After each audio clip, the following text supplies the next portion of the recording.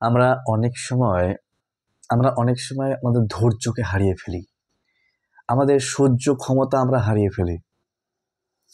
একটা কথা আছে, যে সয় সেই রয়, যে সয় সেই রয়।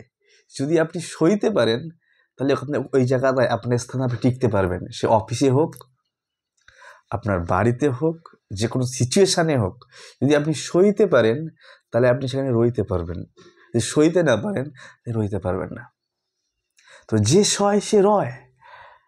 তো কিভাবে আমরা সইতে পারি, কিভাবে আমরা সহ্য ক্ষমতাকে বাড়াতে পারি, কিভাবে আমরা স্থির থাকতে পারি কঠিন থেকে কঠিন সিচুয়েশানেও, সেই বিষয়ে ভগবদ্গীতায় ভগবান এক যে মেসেজ দিচ্ছেন আমাদেরকে। বলছে, অর্জুন, মানুষের জীবনে সুখ এবং দুঃখ আসে। কেন আসে জানো? ইন্দ্রিয়ের অনুভব থেকে। যখন আমরা ইন্দ্রিয় উপভোগ করবার জন্য এই 5 সেন্স যখন কিছু এনজয়মেন্ট চায়, আর সেই এনজয়মেন্ট ইন্দ্রিয়র সংস্পর্শে যখন কোনো বিষয় চলে আসে, কোনো চোখের বিষয় রূপ, কানের বিষয় শ্রবণ, এরকম 5 সেন্সে একটা বিষয় আছে। ত্বকের বিষয়ে স্পর্শ করা, যেমন জিহ্বার মধ্যে রসগোল্লা রাখলে ভালো লাগে, আবার তিতো রাখলে খারাপ লাগে। হ্যাঁ, তো স্পর্শ ইন্দ্রিয় কখনো আমাকে সুখী করছে, কখনো দুঃখী করছে।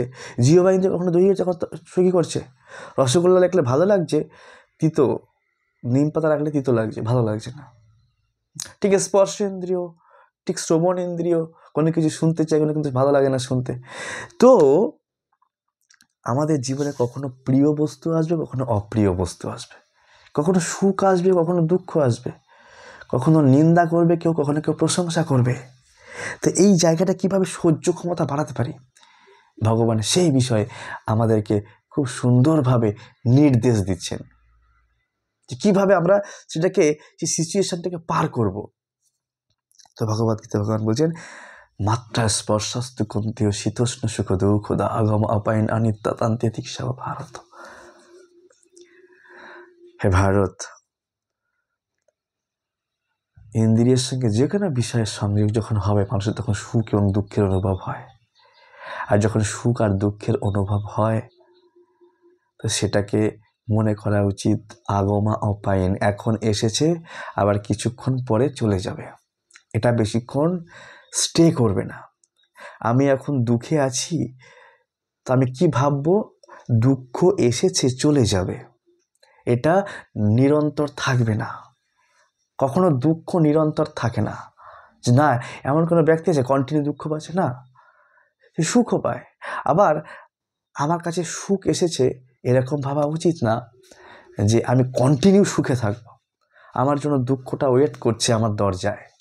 আমি সুখে থাকতে পারি, তো সুখের সময়ে যাতে আমি কাউকে অপমান না করে দিই, কোনো কাউকে কটু কথা না বলে দিই, সুখের সময় বেশি লাফালাফি না করি, সুখের সময় স্থির থাকবো। কিভাবে? যে আমি সুখে আছি কিন্তু আমার জন্য দুঃখ ওয়েট করছে, কারণ সুখের পরেই দুঃখ আসবে, তাই আমি স্থির থাকবো। আবার আমি যখন দুঃখে থাকবো, ভেঙে না পড়ি, হাই হাই না করি, তা আমি কি করব? হরি হরি করব। হাই হাই না করে হরি হরি, যে আমার দুঃখ আছে, আমি এখন কঠিন সিচুয়েশনে আছি, কিন্তু আমার জন্য সুখটা ওয়েট করছে বাইরে দরজায়। আগমা অপায়ন, এসেছে চলে যাবে, এটা অনিত্য। এই জগতে সব কিছু অনিত্য, সুখটাও অনিত্য, দুঃখটাও অনিত্য, এসেছে চলে যাবে। তাই অর্জুন, এইগুলিকে সহ্য করার চেষ্টা করো, নিজের কর্তব্য কর্ম করার পিছনে ধ্যান দাও, আর স্থির থাকো, নিজের গোলকে সেট আপ করে স্থির থাকো গোলকে প্রাপ্ত করবার জন্য। জীবনের উদ্দেশ্য কি, মহৎ উদ্দেশ্য কি, চূড়ান্ত গোলটি কি, সেই উদ্দেশ্যকে ফোকাস করে তুমি কখনো সুখের সময়, কখনো দুঃখের সময়, কখনো আসবে চলে যাবে, এগুলো সহ্য করে তুমি তোমার লক্ষ্যে স্থির থাকো। এভাবে ভগবান কৃষ্ণ প্রত্যেককে নির্দেশ দিচ্ছেন।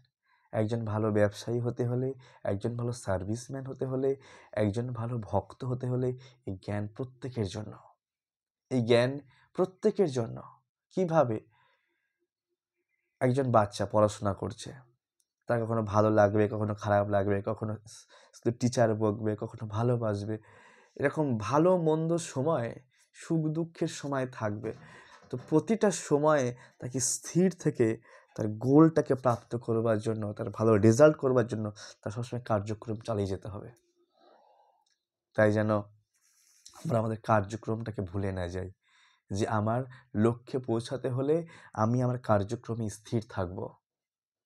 ভালো সময় হোক, খারাপ সময় হোক, কেউ নিন্দা করুক, কেউ ভালো বলুক, কখনো দুঃখী হয়ে যাব, কখনো সুখী হয়ে যাব, কিন্তু এটা পরিবর্তনশীল। এসেছে চলে যাবে, এসেছে চলে যাবে।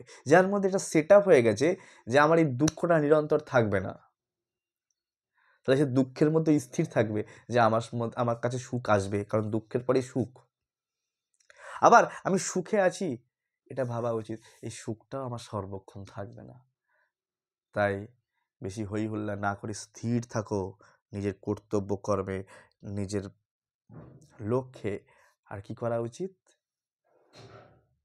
ভাবা উচিত আমার জন্য দুঃখ ওয়েট করছে, সুখে লাফালাফি করবো না। তাই আমাদের সর্ব অবস্থায় হরে কৃষ্ণ কৃষ্ণ কৃষ্ণ হরে হরে, হরে রাম রাম রাম হরে হরে করা উচিত। Chant Hare Krishna and be happy.